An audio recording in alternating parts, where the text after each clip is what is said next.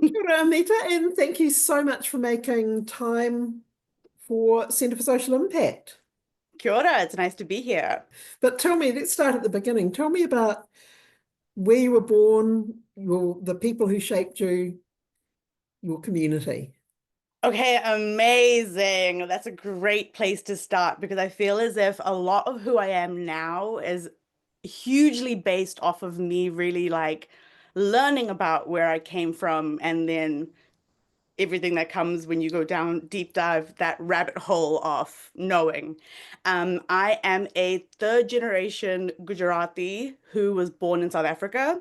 And I guess just for like some background context of colonization, the British after slavery were looking for something to like fill in that like sort of cheap labor. And so they had India in their midst at the time. And so a bunch of people got on boats in different times of that century. But it started with like indentured labor, where they took Indians to like Fiji, Jamaica, South Africa, Caribbeans to work on their plantations, to work, yeah, as slavery did.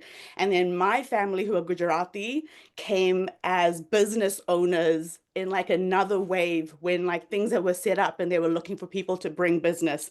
So then I'm a third generation of Gujarati Indians who very much South Africa apartheid strong in the Gujarati circle, which is why I'm like, yeah, it was like not just my mum was born in South Africa, my dad was born in South Africa, my it's like really deep. So yeah, born there and then came to Aotearoa in 2001 when I was 10. And so that question of where do you come from? It's always so layered because I feel so intertwined with Aotearoa's kaupapa, this land that offered me just so much like insight into a different path to my family who are still mostly in South Africa. So that's kind of the introduction to who I am. And then, yeah, I did like primary school here. I went to Epsom Girls Grammar. I went to University of Auckland. And I really was just like living that model minority life. That's kind of, oh, and I guess for context, I like studied marketing and commerce. And yeah, I feel like, is that, we can go in tangents. I feel like I've answered that question in so many different ways recently. So let's have that for now. What was it like entering New Zealand from a South African upbringing? Because at 10, you're pretty formed as a person. What was It that was like? shocking, also doubling down on, think like obviously like 2001 was peak, like, oh, 2001. It was very like, you want the nuclear family. A normal family is a mom, a dad, a brother, and a sister. And, we do things together. And so I feel like for me, always was a bit like, because I was the only one in my family who had come from divorced parents. And so coming to Aotearoa was kind of, oh, here's Ginger, who is really healing my mother wound. And and so Hi, she's like, Ginger. "Thank And you." She Ginger, might come thanks and for your say, support for Centre for Social Impact. truly, truly, most of my work wouldn't be done without Ginger. So she might pop in and out. Okay. Um, yeah, I was pretty much a child of divorce when I first came here. So I was really like, it was quite a traumatic time because I was like stuck in the middle. I'm an only child as well. So I was stuck in the middle between my parents. And so then coming to Aotearoa, because then it was even further different. Because in South Africa, again, I would say was born in the apartheid. And so most of the schools and most of our life, it was heavily surrounded by Indians, like Gujarati Indians, because that's just how we operated. And so then when I came here, it was doubling down on the fact that I suddenly really felt this minority label, suddenly felt self-conscious. It's a very classic tale about being self-conscious about your food that you're bringing, my accent and the way I talked. It was, yeah, I came in year 6 too, so that final year of primary school.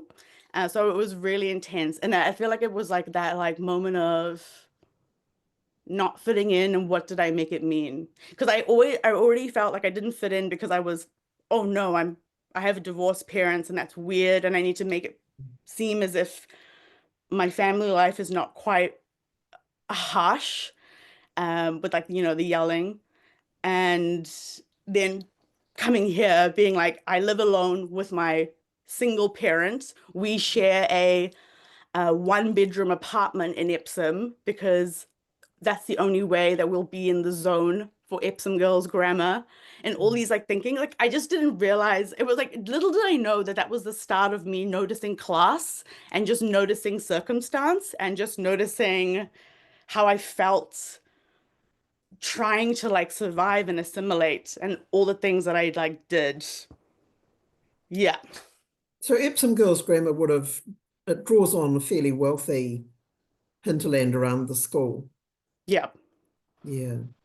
And that made sense too, because in South Africa, we were definitely wealthy. That's the reason the wealthiest of the people of like those countries are the ones who can afford to leave. So it was then doubly classist awareness because suddenly I realized, oh, we don't have like a helper in the house who's doing all the dishes and like doing all the laundry and doing all the things. Like I'm literally sharing a bed. And like what am I making it? Yeah, Epsom Girls was hard because it would be like, oh, why didn't we come to your house after school? Or and just like what I would, yeah, how I would have to mask and just be like, no, but you have the pool and you have I obviously did like yeah, it was what a time.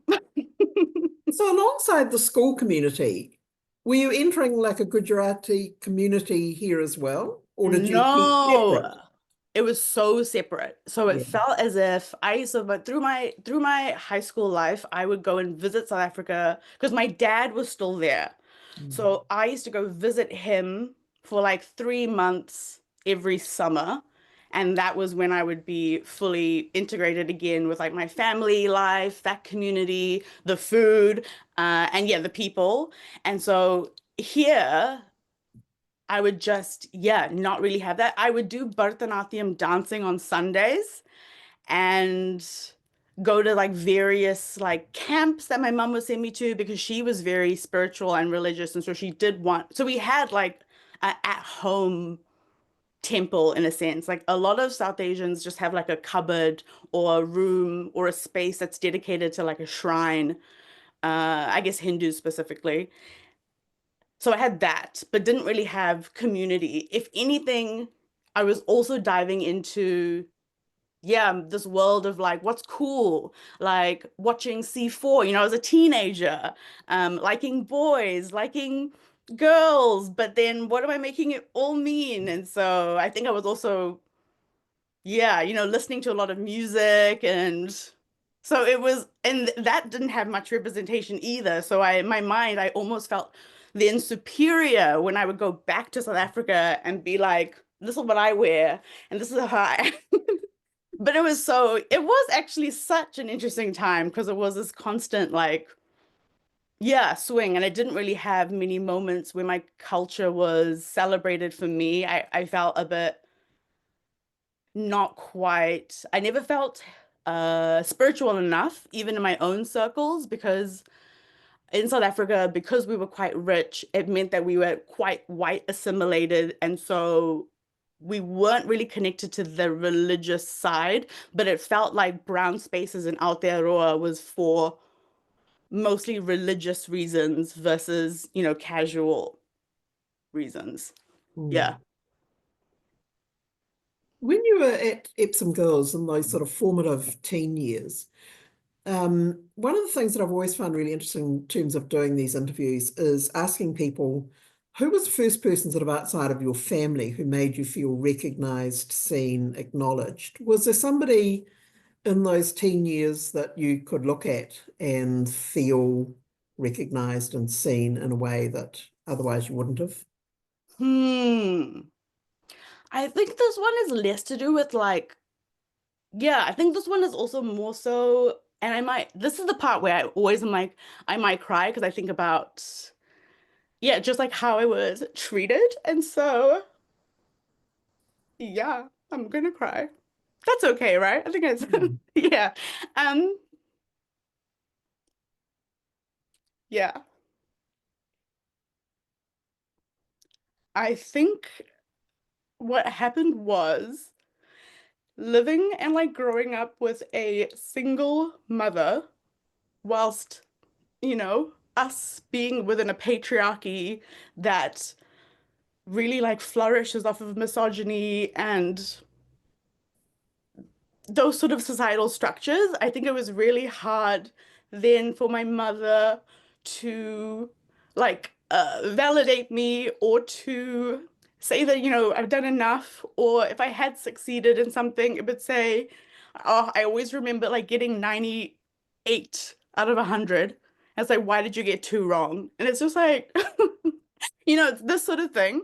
And so when I went to high school, that was like the first time I think that I found friends who really, yeah, celebrated me, and it might not have been celebration for your culture. I think they just celebrated me because I'm so like fun and I'm so, yeah, great to be around. I think that they really, yeah, showcase that. So, yes, they were all a group of like white girls, but at the time that wasn't really something that I like like they were just people who weren't overly religious. They wanted to like, go out and go to these events and to go to theater shows and to go see, go to parties, and yeah, we had this like beautiful connection that we all met in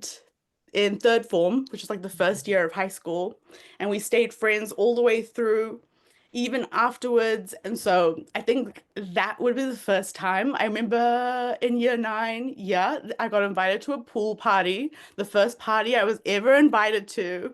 And yeah, it was crazy to me because it was like, oh my gosh, somebody wants to hang out with me. And so that was really beautiful because I keep saying little did I know, but little did I know it was just like I hadn't known what it felt like just to be like accepted, and somebody not asking me to change. Mm. Yeah. Yeah, it's that classic thing where, kids, the whole thing about finding your people, or yeah, finally realizing that some of what you are just intrinsically has value and people like it and respect it. So tell me about Auntie's house. So yeah, I moved to London for 2 years, and the community and the organizational structure of like the offerings there are so amazing, just in terms of, I guess, because their size is so big, there's just events happening all the time, poetry readings and workshops, talking about our inner child and healing, all these little words were spoken. And I was there during 2020. So the BLM protests were the first protests I ever went to, and that was obviously during the pandemic.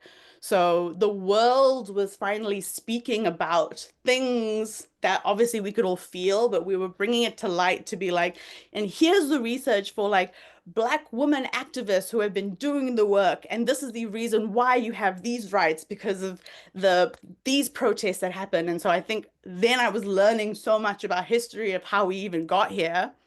And then it just made sense at the end of 2020 when I came back. Oh, because in London as well, that was the first time I also worked for non-fashion. I worked at like Imperial College doing their student union. Like, hey, there's a poetry reading at student union. It was really cool to market something that wasn't fashion, but to make it really like cool. She'd be like, hey, we're doing something cool.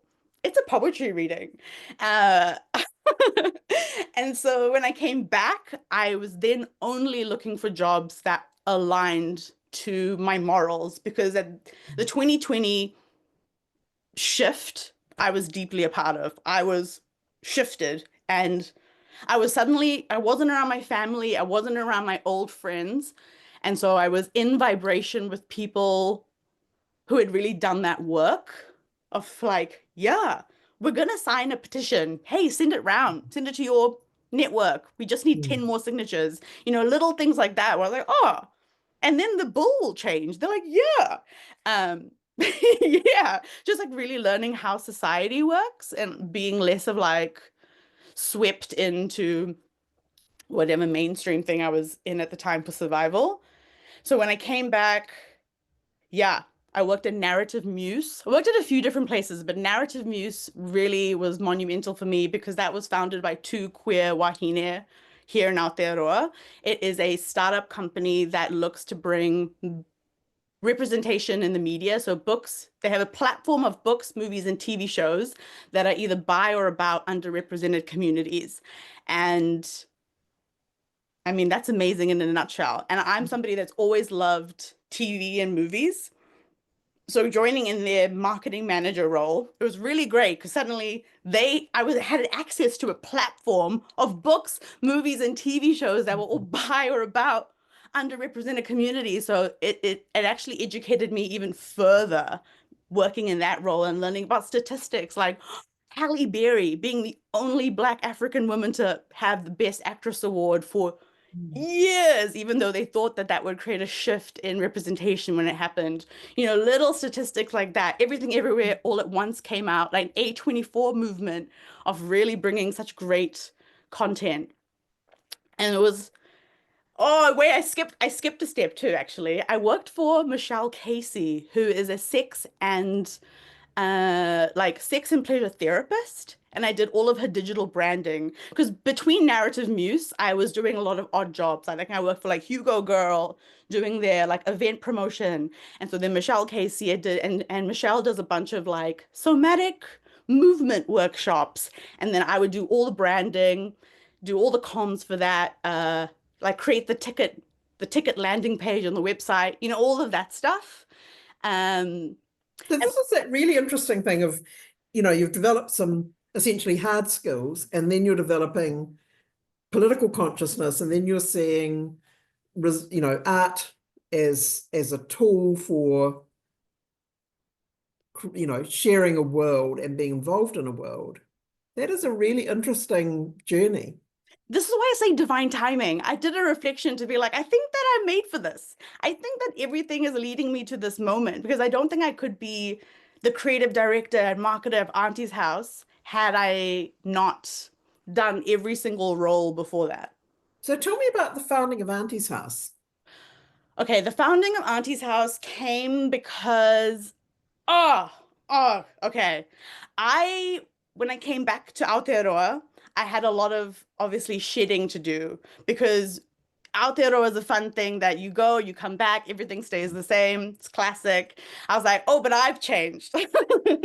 So when I came back, it was really, really hard time for me because I had to say goodbye to the friend group that liberated me from high school. I was still friends with them. And it was really difficult because I just suddenly was like, oh, I'm the only brown person in this room. I was like, I'm the only brown person in every room that I go to when I'm here. It was just really apparent. And then I was like, oh, I'm the only one who is politically activated in the group now. You know, just noticing how, oh, we're not, yes, you vote, that's amazing. But I was just becoming a little bit more involved. And because my friend group were, different, getting married, having babies, which is so beautiful. But I just suddenly felt like I couldn't support, or I just felt my energy being quite exhausted when I would like even go into the group chat. And so, yeah, I had to say goodbye to that friend group. It was very, very, very sad. And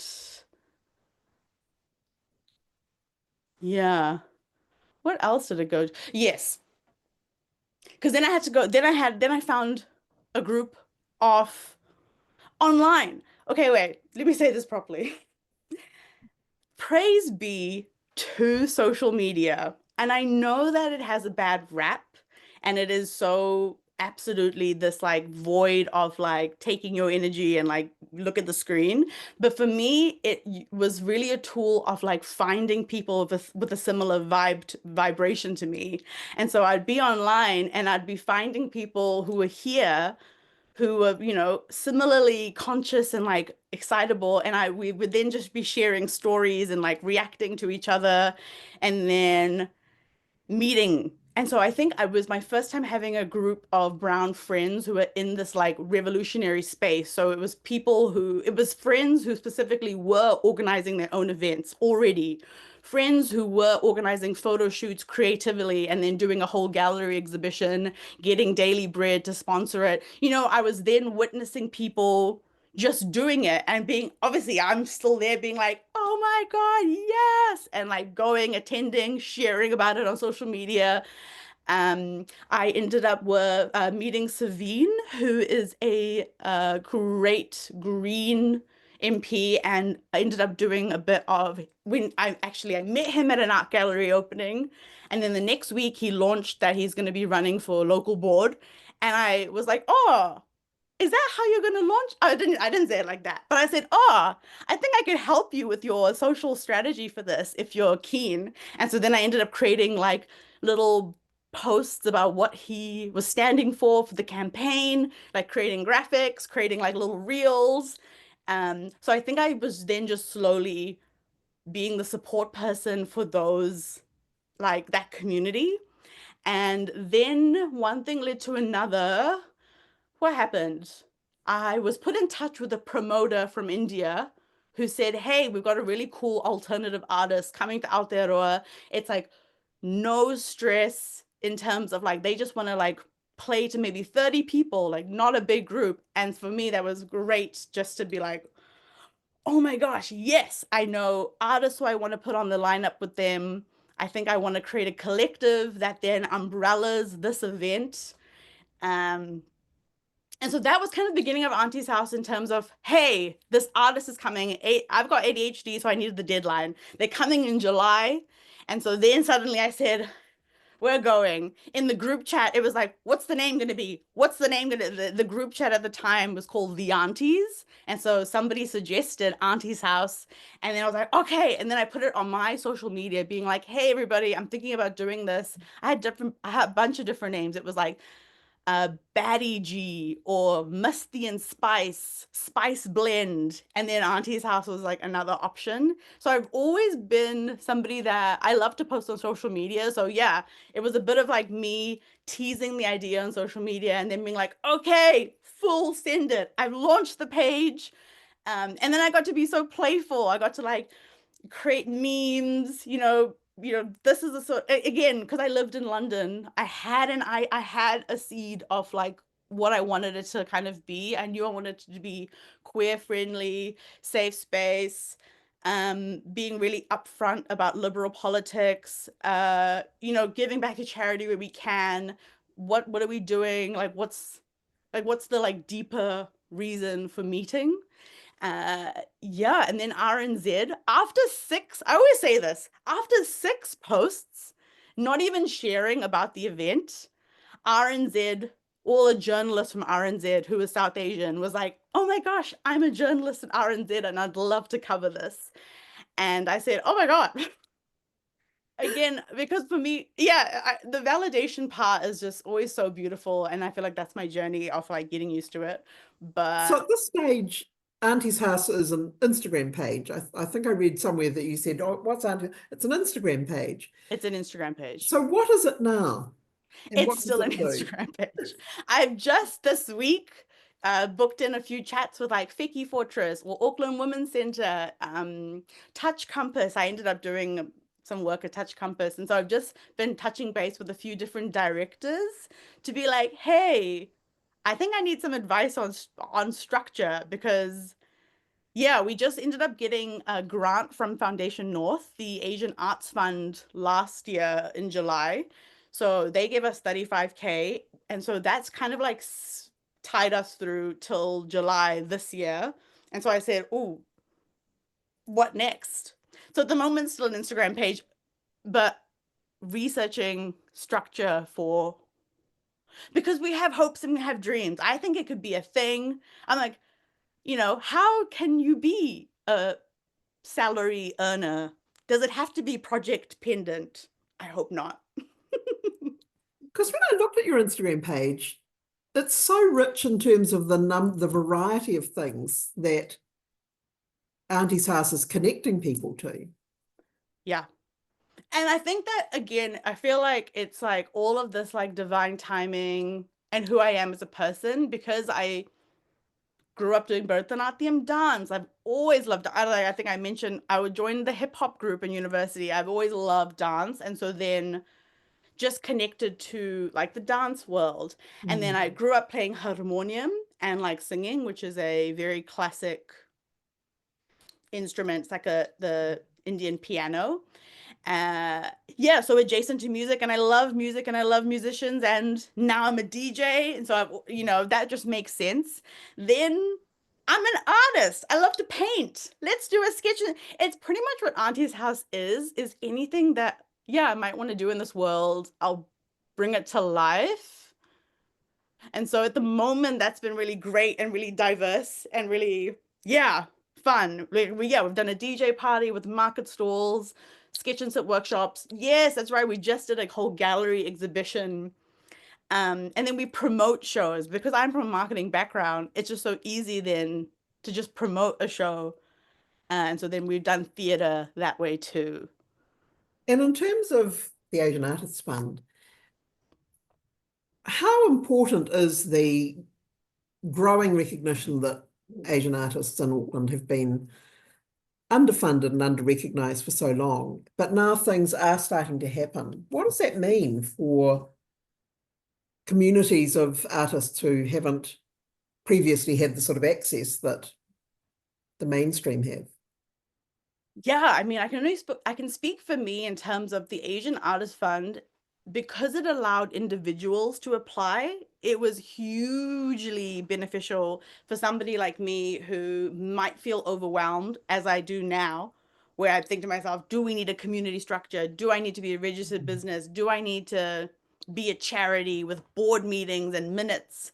Because I'm just like, I'm just a girly who knows how to market stuff. You know what I mean? Like it feels as if I had to wear every hat for some different pools, whereas the Asian Artist Fund is so accessible. And I think also because they, yeah, have like the projects that have been brought to life through the Asian Artist Fund. I feel like I knew about the fund before I even had applied because such cool things.